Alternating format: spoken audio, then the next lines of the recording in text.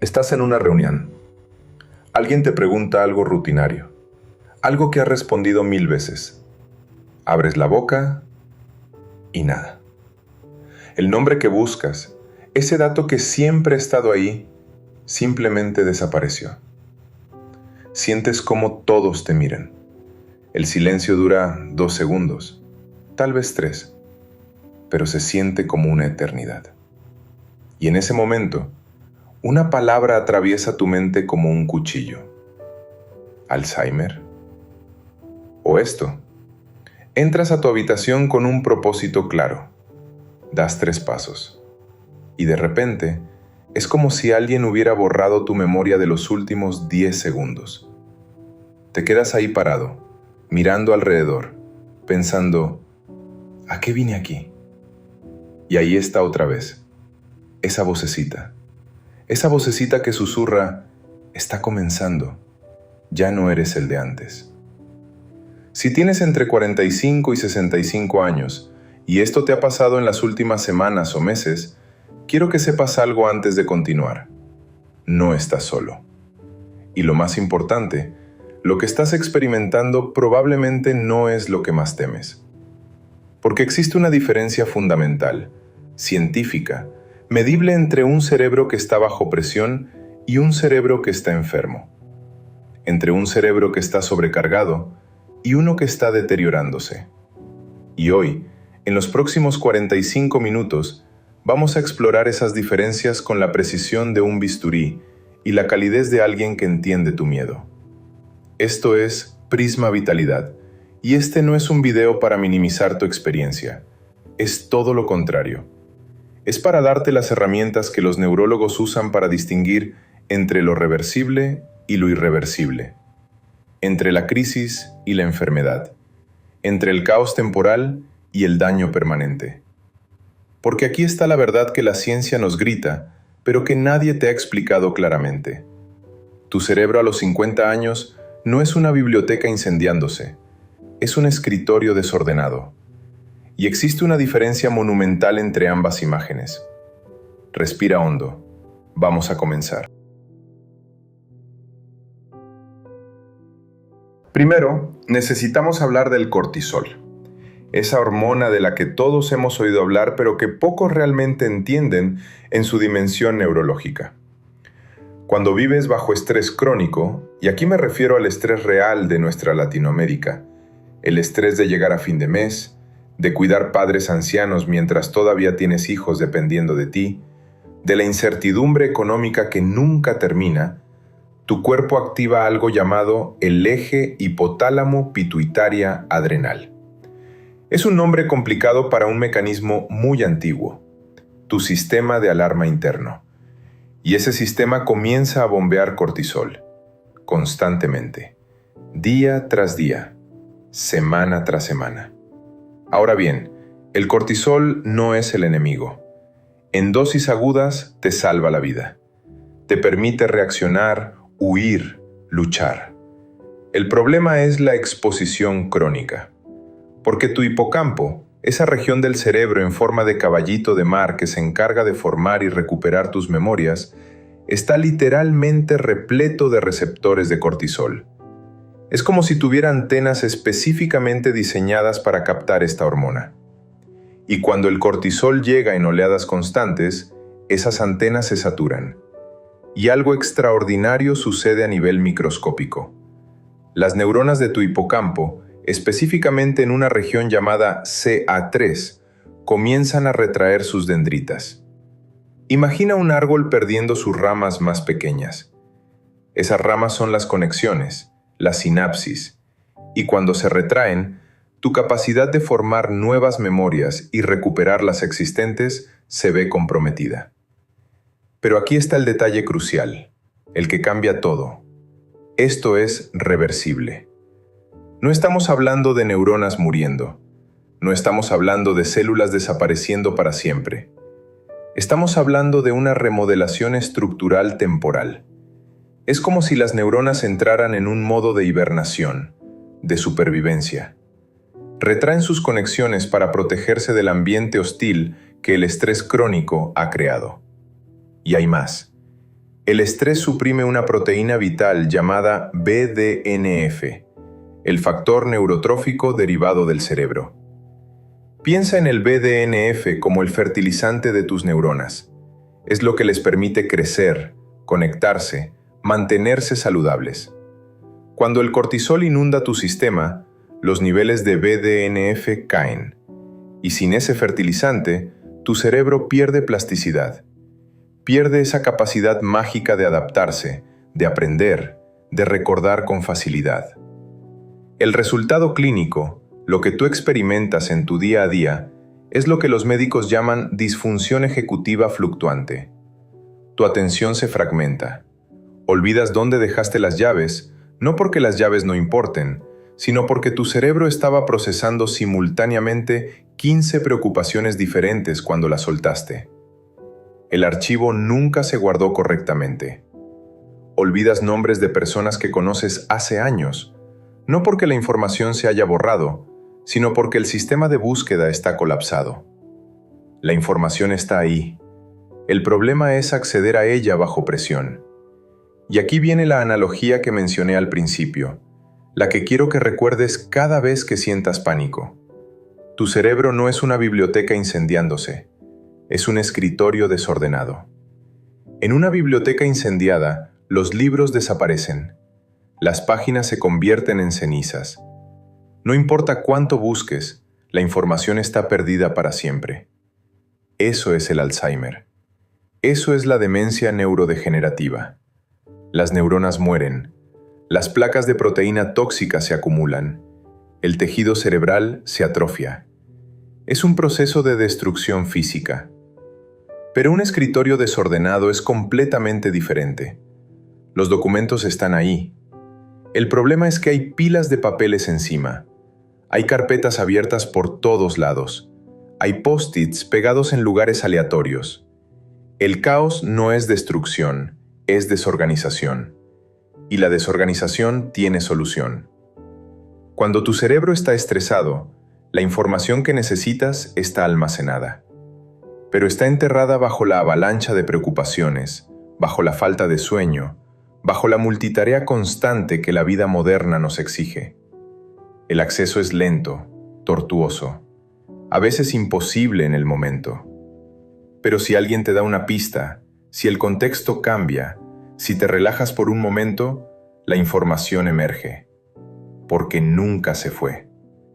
Esta es la primera y más importante diferencia que necesitas entender, y es la que te permite respirar con alivio.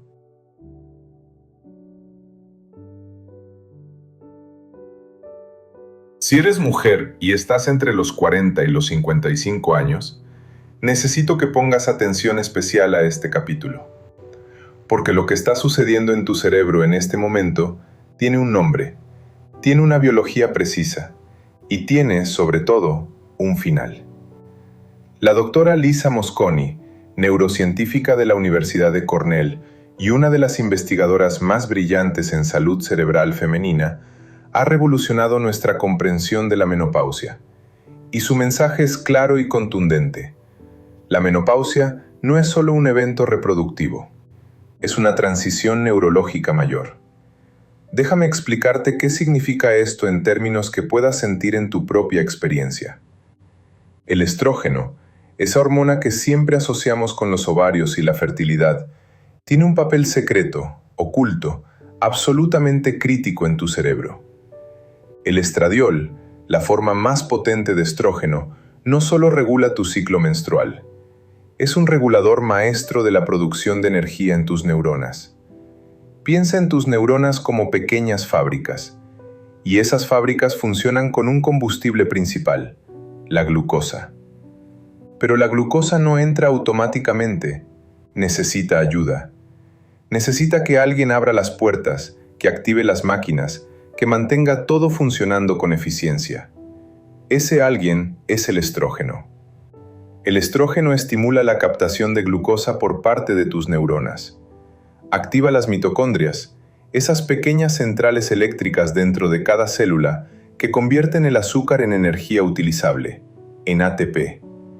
Y además, El estrógeno promueve la plasticidad sináptica en las regiones más importantes, el hipocampo y la corteza prefrontal, las áreas que te permiten recordar, planificar, decidir, concentrarte.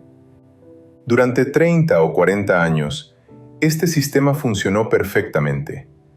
Tus ovarios producían estrógeno de manera constante y predecible. Tu cerebro dependía de ello. Se acostumbró. Optimizó todos sus procesos alrededor de esa disponibilidad hormonal. Y entonces llega la perimenopausia. Entre los 40 y los 50 años, tus niveles de estrógeno comienzan a fluctuar salvajemente. Algunos días están altos, otros días caen en picada. Es una montaña rusa hormonal. Y tu cerebro, acostumbrado a la estabilidad, entra en pánico metabólico. Y finalmente, la menopausia. El estrógeno cae de manera dramática y permanente. Y tu cerebro, de repente, pierde su estimulador principal de energía. Las neuronas, que durante décadas metabolizaron glucosa con facilidad, ahora luchan. La maquinaria está ahí. Las mitocondrias no han desaparecido, pero sin el estrógeno que las active, funcionan a media capacidad. Es como si alguien hubiera bajado el voltaje de toda tu casa. El equipo de la doctora Mosconi realizó estudios de neuroimagen revolucionarios. Utilizaron PET scans con fluorodesoxiglucosa, una técnica que mide cuánta glucosa está consumiendo cada región del cerebro. Y lo que encontraron fue impactante. Las mujeres posmenopáusicas mostraron una reducción de hasta el 30% en el metabolismo cerebral de la glucosa comparadas con mujeres premenopáusicas de la misma edad. 30%. Es una caída monumental. Y las áreas más afectadas, las que mostraron mayor hipometabolismo, son exactamente las mismas que se deterioran tempranamente en el Alzheimer. El hipocampo, la corteza entorrinal, regiones temporoparietales. Por eso se siente tan aterrador. Por eso cuando buscas una palabra y no la encuentras, cuando olvidas una conversación que tuviste ayer, cuando sientes esa niebla mental densa, esa sensación de estar pensando a través de algodón, tu mente inmediatamente salta a la conclusión más oscura. Pero aquí está la diferencia vital, la que necesitas tatuarte en tu mente. Esto es una transición, no es una destrucción. Tu cerebro no se está muriendo, tu cerebro está adaptándose. Está en medio de una crisis energética, sí, pero las crisis tienen resolución. Porque, y esto es crucial, muchas mujeres reportan que después de unos años en la posmenopausia, después de que el cuerpo encuentra su nuevo equilibrio hormonal, los síntomas cognitivos se estabilizan. La niebla mental se aclara, la memoria mejora. No vuelve a ser exactamente como a los 30, pero se estabiliza en un nuevo normal funcional. ¿Por qué? Porque el cerebro es extraordinariamente adaptable. Comienza a utilizar fuentes de energía alternativas. Los cuerpos cetónicos, por ejemplo, pueden servir como combustible neuronal. Las redes neuronales se reorganizan. El cerebro encuentra nuevos caminos, nuevas estrategias. Es lo que hace mejor, adaptarse. Y hay una ventana de oportunidad crítica aquí. Algo que la doctora Mosconi enfatiza una y otra vez en su investigación. La perimenopausia, esos años entre los 40 y los 50, son el momento de actuar. Los cambios en el estilo de vida implementados durante esta fase tienen un impacto neuroprotector desproporcionado. El ejercicio cardiovascular regular, que mejora el flujo sanguíneo cerebral. Una dieta antiinflamatoria, rica en omega 3 y antioxidantes. El manejo del estrés a través de meditación o terapia. El sueño reparador.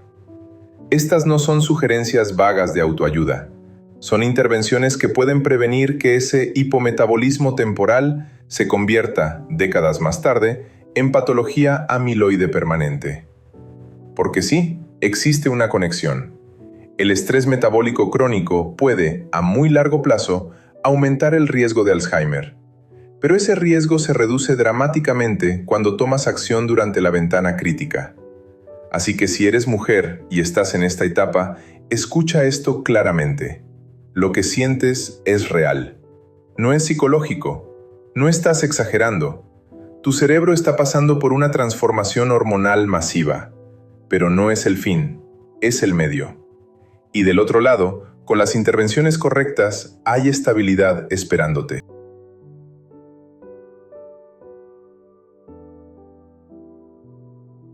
Ahora quiero hablarte de uno de los fenómenos más universales y más malinterpretados: el efecto de la puerta.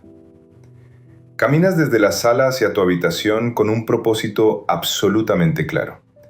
Necesitas buscar tu cargador de teléfono, lo sabes, lo sientes. Cruzas el umbral de tu habitación y es como si alguien hubiera presionado el botón de borrar. Te quedas ahí, confundido, tratando de reconstruir qué demonios querías hacer. Y en ese momento de desorientación, el pánico se cuela. Me está pasando algo. Así empieza. Permíteme tranquilizarte con ciencia.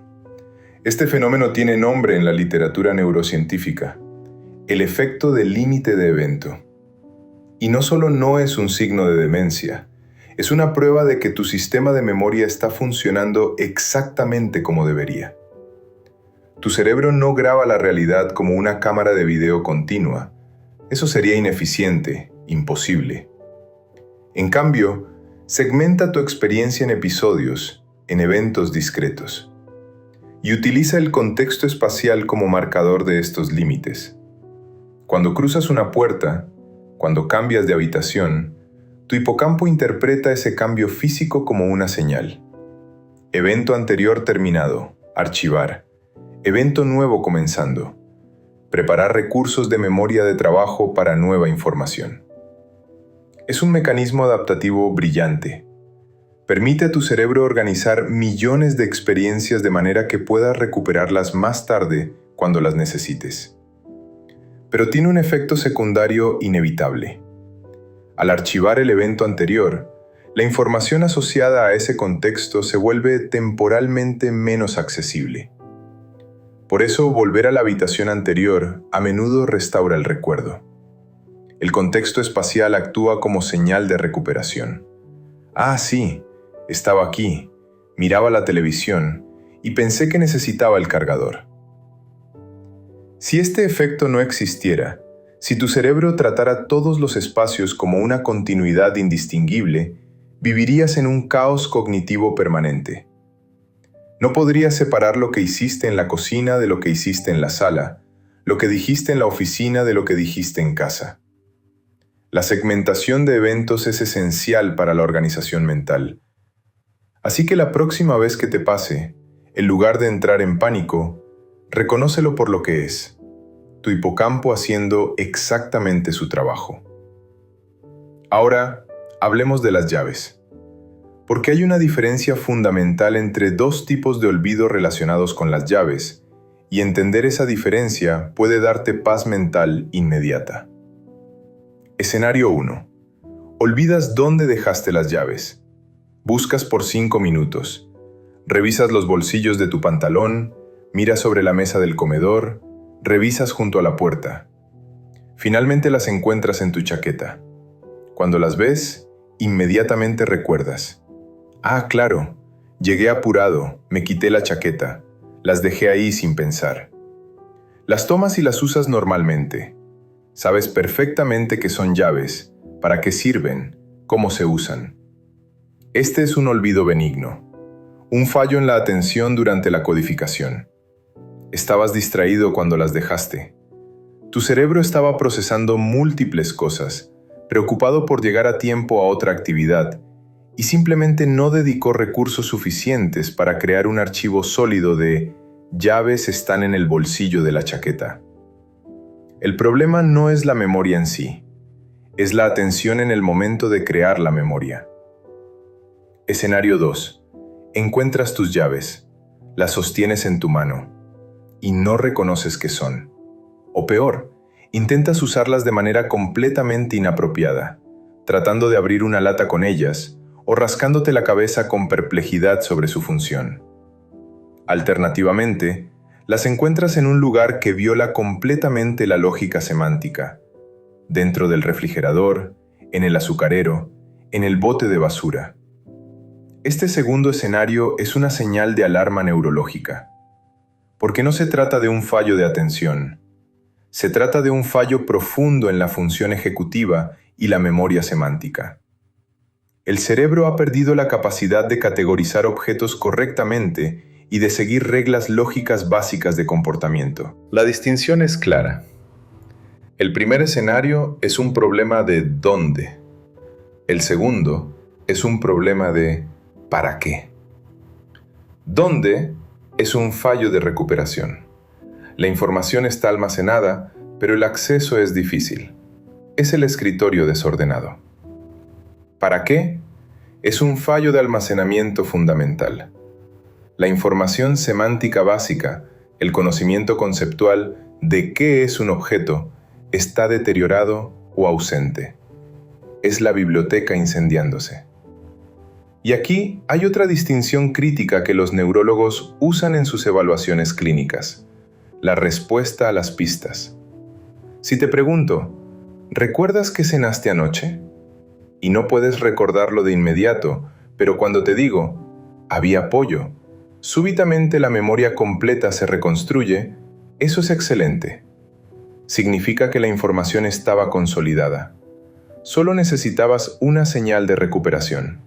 El archivo existe, solo necesitabas saber dónde buscar en el escritorio desordenado. Pero si te doy todas las pistas del mundo, si te describo la cena en detalle, si te muestro fotos, y aún así no hay reconocimiento, no hay ese clic de memoria, entonces estamos ante un problema de consolidación. La información nunca se guardó correctamente en primer lugar. Y eso es característico de la demencia temprana, donde el hipocampo dañado falla en transferir información de la memoria de trabajo a la memoria a largo plazo.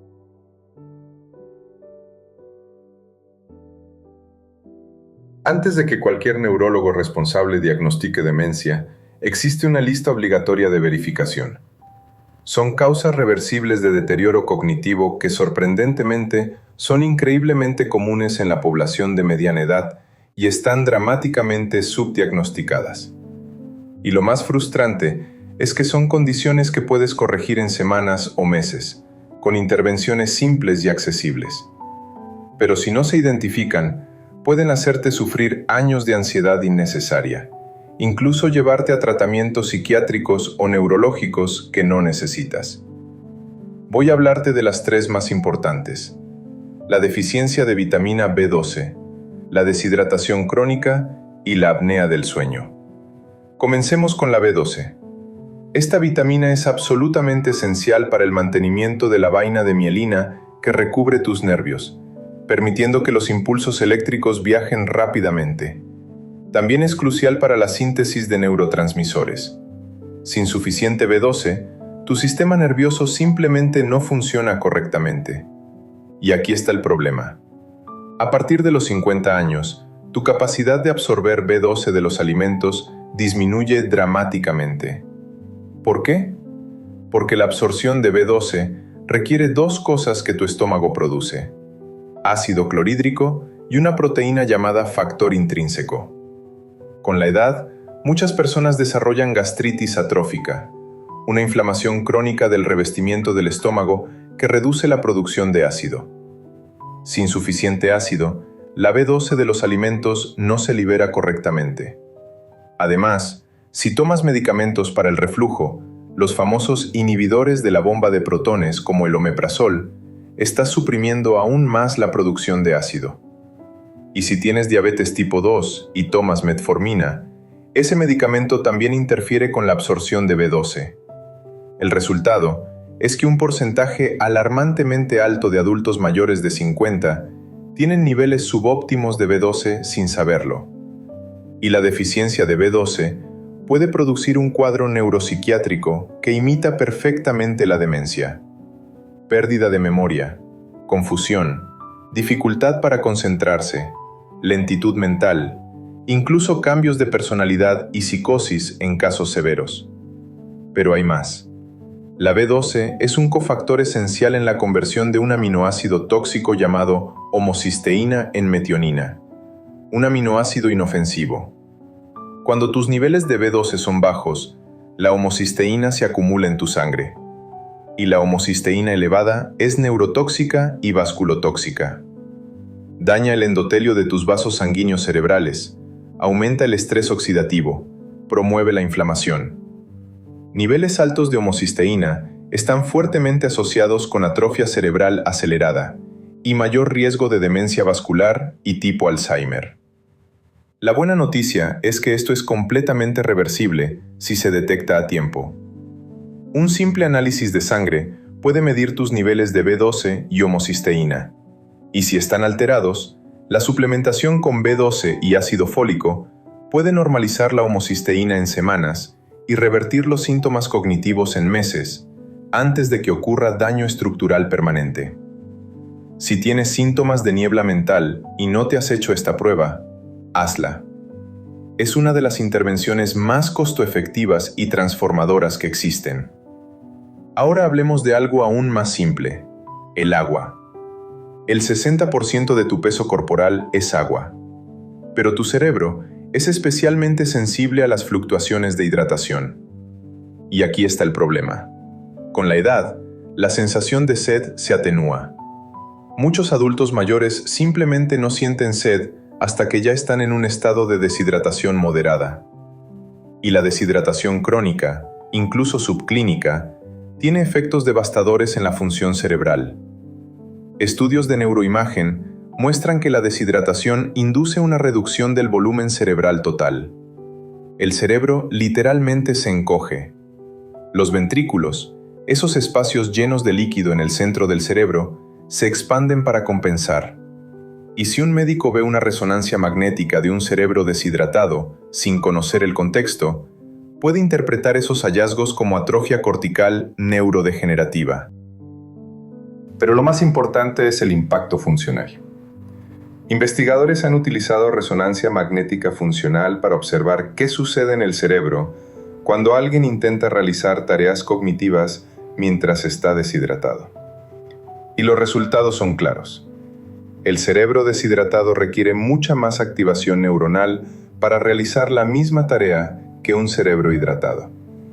Es como si tuviera que trabajar el doble para lograr el mismo resultado. Subjetivamente, esto se manifiesta como fatiga mental severa, dificultad para concentrarse, lentitud de pensamiento, irritabilidad.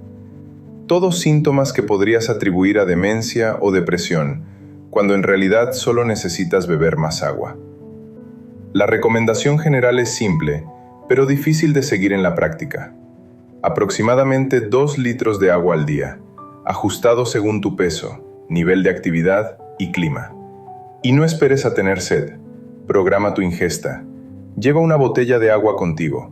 Conviértelo en un hábito automático. Y finalmente, el sueño. Específicamente, el sueño profundo y la apnea obstructiva del sueño. En la última década, uno de los descubrimientos más revolucionarios en neurociencia ha sido el sistema linfático. Es el sistema de limpieza del cerebro. Durante el día, mientras estás despierto, tu cerebro acumula productos de desecho metabólico, proteínas mal plegadas, fragmentos celulares y, críticamente, beta-amiloide y proteína tau, las mismas proteínas que forman las placas y ovillos del Alzheimer. Durante el sueño profundo, específicamente durante las fases de sueño de ondas lentas, el sistema linfático se activa masivamente. El espacio entre tus células cerebrales se expande hasta un 60%. El líquido cefalorraquídeo fluye como una marea, barriendo los desechos acumulados hacia el sistema linfático periférico para su eliminación. Es durante esta fase que tu cerebro literalmente se lava a sí mismo, eliminando el amiloide que podría, con el tiempo, formar placas. Pero si no duermes profundamente, si tu sueño está fragmentado, este sistema no funciona. Los desechos se acumulan, noche tras noche, año tras año. Y aquí entra la apnea obstructiva del sueño. Esta condición, extremadamente común en hombres mayores de 40 y en mujeres posmenopáusicas, ocurre cuando las vías respiratorias superiores se colapsan repetidamente durante el sueño, interrumpiendo la respiración. Cada interrupción despierta brevemente al cerebro, fragmentando el sueño y previniendo la entrada a las fases profundas. Las personas con la apnea no tratada presentan déficits cognitivos que son indistinguibles de la demencia temprana. Problemas de memoria, dificultad de concentración, función ejecutiva pobre, somnolencia diurna. Pero estos déficits son potencialmente reversibles con el tratamiento adecuado, típicamente una máquina CPAP que mantiene las vías respiratorias abiertas durante el sueño. El mensaje aquí es claro. Si roncas fuertemente, si te despiertas con dolor de cabeza, si tu pareja ha notado que dejas de respirar durante el sueño, necesitas una evaluación. Porque cada noche sin tratamiento es una noche en la que tu cerebro no se limpia correctamente. Estos tres factores, B12, hidratación y sueño, son pilares fundamentales de la función cognitiva y son modificables. Están bajo tu control. Antes de asumir lo peor, antes de resignarte a un diagnóstico terminal, verifica estos básicos. Porque para muchas personas, corregir estos factores es suficiente para restaurar completamente la claridad mental.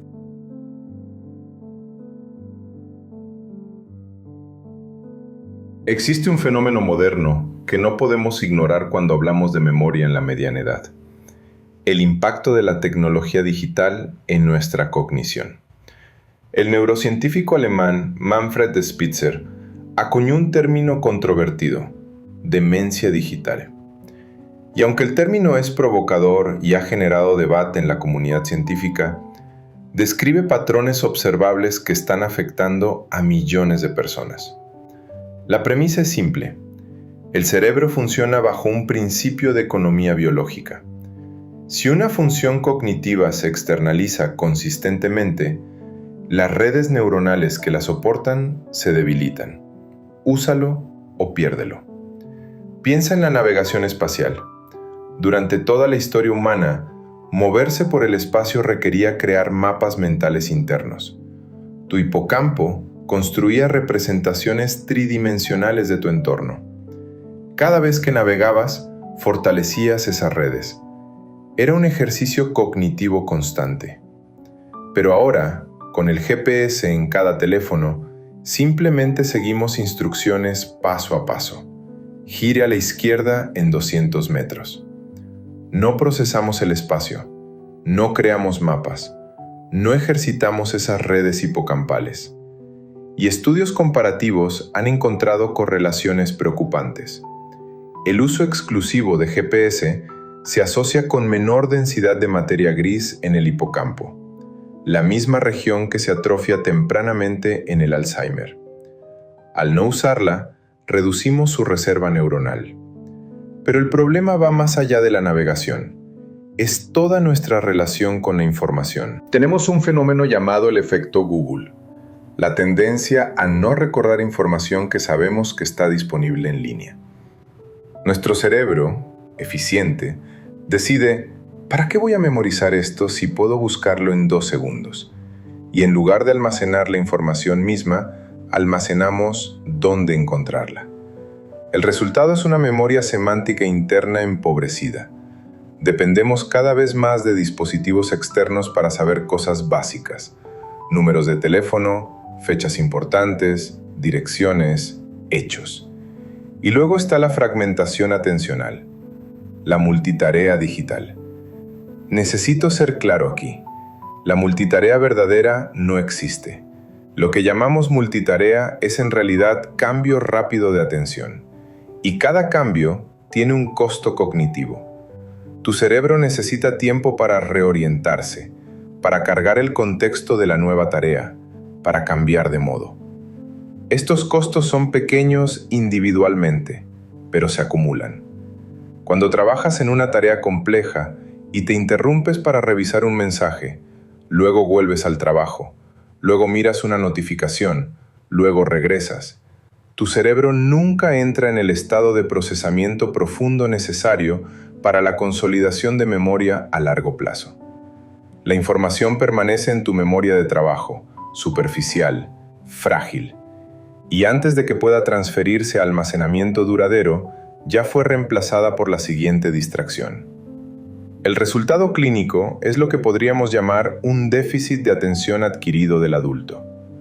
Una persona de 50 años, previamente capaz de concentrarse profundamente, ahora se encuentra incapaz de leer un libro por más de 10 minutos sin buscar su teléfono. Incapaz de mantener una conversación sin verificar notificaciones. Y con una sensación constante de fatiga mental y de que ya no recuerda las cosas como antes. Pero esto no es Alzheimer. Es un patrón conductual. Es reversible, pero requiere cambios intencionales. Desconexión estratégica. Periodos de tiempo sin pantallas. Lectura profunda de formato largo. Ejercicios de navegación sin GPS. Incluso si es solo caminar por tu barrio tratando de crear un mapa mental. Meditación o prácticas de atención plena que entrenen tu capacidad de sostener el foco. Estas prácticas no son lujos espirituales, son higiene cognitiva. Son mantenimiento neuronal necesario en un entorno que constantemente fragmenta tu atención. Y hay un componente social crucial. El uso excesivo de comunicación digital se asocia con reducciones en la cognición social, en la empatía, en la capacidad de leer señales no verbales sutiles. Y sabemos que la interacción social compleja y significativa es uno de los factores protectores más potentes contra la demencia real. Construye reserva cognitiva, mantiene al cerebro flexible y adaptable. Así que la paradoja es esta: el aislamiento social digital, mientras buscamos conexión en pantallas, puede aumentar tu riesgo de desarrollar demencia real décadas más tarde.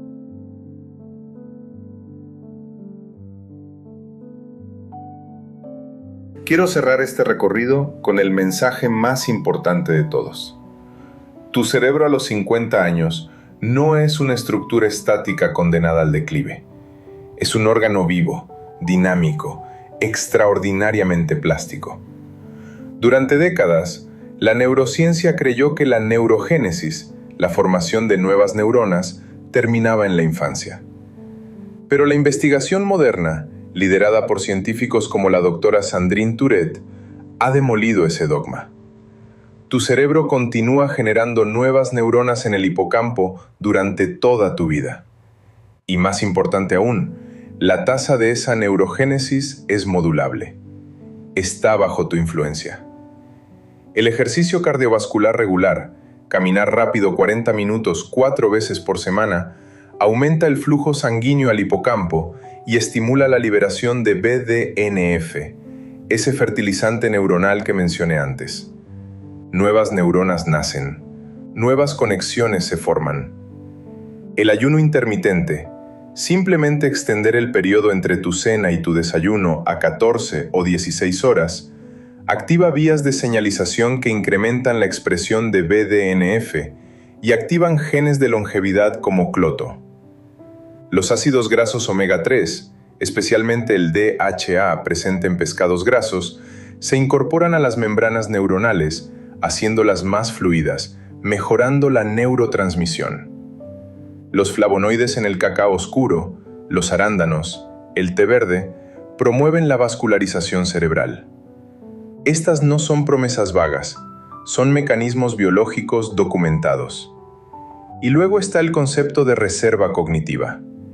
Es quizás la idea más esperanzadora en toda la neurociencia del envejecimiento.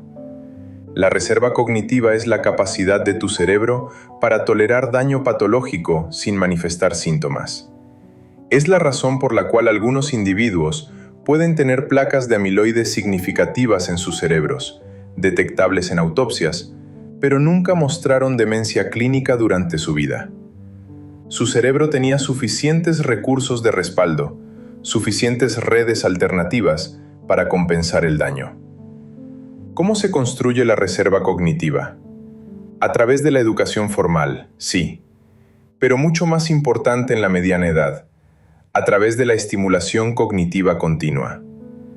No estamos hablando de aplicaciones de entrenamiento cerebral que prometen milagros.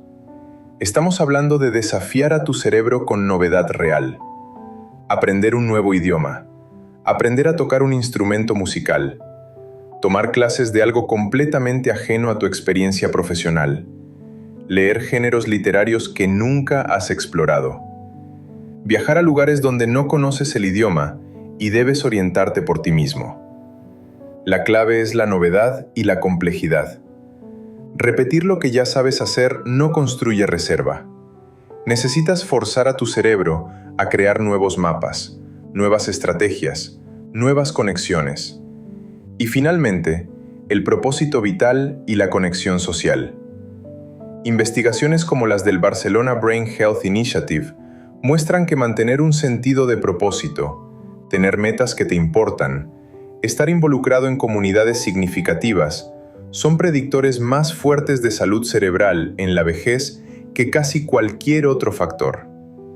Porque un cerebro con propósito es un cerebro que se mantiene activo, que se adapta, que resiste.